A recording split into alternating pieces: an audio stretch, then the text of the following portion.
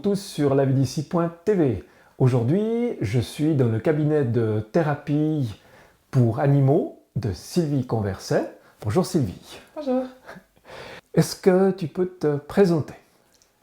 Alors, je m'appelle Sylvie Converset, j'ai 42 ans. J'habite à Vaulion avec mes 2 enfants et mon mari, où j'élève des chevaux. Je suis passionnée de plantes sauvages. Voilà, j'ai mon cabinet ici en face du château de Bavois. Je pratique l'ostéopathie et d'autres thérapies depuis 15 ans maintenant. J'ai dit à mes parents que je ferais ce métier quand j'avais 3 ans. C'est ce que j'avais lu sur ton site internet. Quand tu avais 3 ans, tu avais déjà cette idée en tête. Voilà. Alors mes parents ont essayé tant bien que mal de me faire faire un métier plus sérieux. Donc j'ai fait un CFC d'assistante médicale. Ensuite j'ai fait l'école d'infirmière. Mais j'aimais pas tellement vivre en ville. Alors là-dessus je suis partie dans le sud de la France pour dresser des chevaux pour la corrida. Et je suis restée là-bas pendant 3 ans dans le sud à débourrer des chevaux, dresser des chevaux. Ensuite, je suis revenue ici et puis j'ai fait une école de naturopathie. Et voilà, j'ai rencontré mon mari. J'ai accouché de ma première fille et j'ai commencé l'école d'ostéopathie quand elle avait 1 mois. Ça a duré 5 ans. Et voilà, je suis établie ici à Bavois depuis 15 ans maintenant. Bon, ma chienne a un handicap en fait depuis la naissance je pense, et puis comme elle se fait un petit peu vieille et qu'elle boitille de temps en temps, je suis venue voir Sylvie qui est très réputée dans la région. Tu as fait des compléments de formation Ouais. en géobiologie par exemple et en gynécologie bovine, c'est juste? Oui, alors j'ai fait une formation de géobiologie en m'apercevant que souvent les séances que je pratiquais sur les animaux ne fonctionnaient pas. Ça fonctionnait quelques jours et une fois que je partais, ça revenait pareil. Et donc en fait le problème il était lié à l'écurie dans laquelle était stationné l'animal. Alors avec des petites modifications, avec du cuivre, avec déjà rien que d'en être conscient, de ne pas mettre certains animaux dans certains endroits. Voilà, ça avait un grand impact. Puis après, l'ostéopathie et les autres soins pouvaient avoir une autre influence.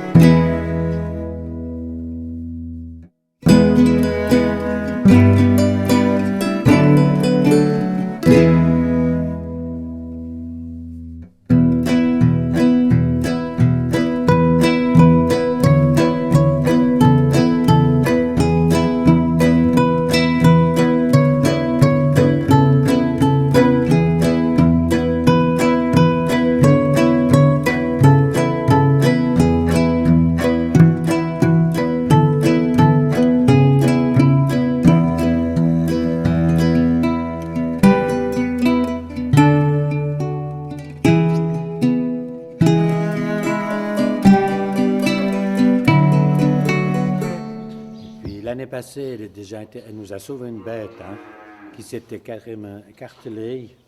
On a eu beaucoup de patience, on la levait tous les jours. Et puis, elle est guérie, après elle va bien.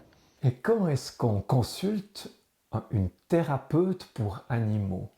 Alors, c'est le fait que mon chien a tout plein de petits soucis de santé et surtout le fait, Pepsi, tu te tais, que cette année il a eu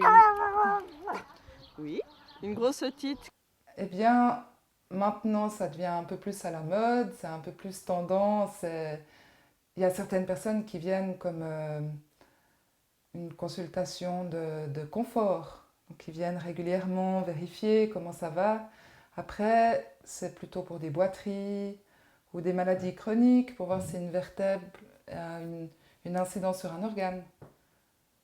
Voilà, là, c'est plus pour des pathologies aiguës. Parle-nous un tout petit peu de la gynécologie bovine. Alors, la gynécologie bovine, une vache, elle est principalement, en tout cas pour les laitières, des mamans. Et donc, elles ont des problèmes pour porter à nouveau, pour des problèmes de cycle, des problèmes après la mise bas. Donc là, la gynécologie bovine, elle est très, très efficace. Il n'y a pas tellement de formation pour ça, alors j'ai pratiqué avec des agriculteurs qui étaient d'accord de me laisser regarder leur vache. J'ai téléphoné à des personnes qui faisaient de l'insémination et je me suis formée de manière autodidacte.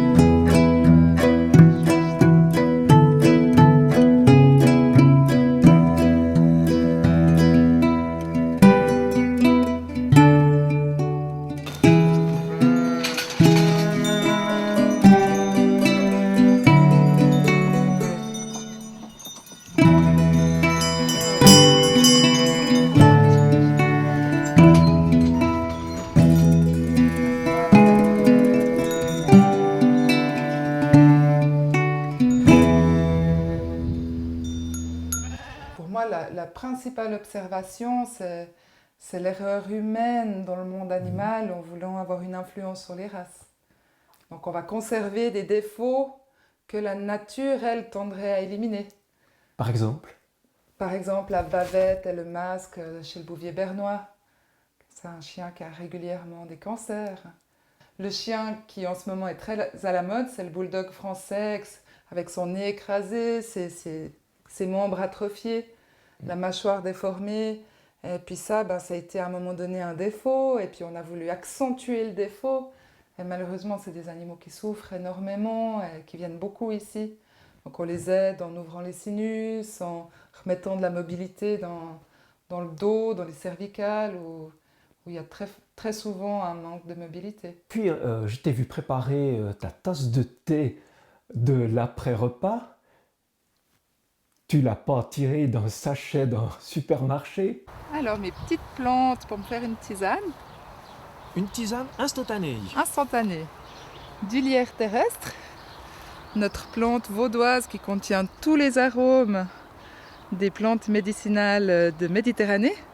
Et l'ortie, pleine de minéraux, vitamines, qui pique pas si on la prend par le bas dans nos forêts.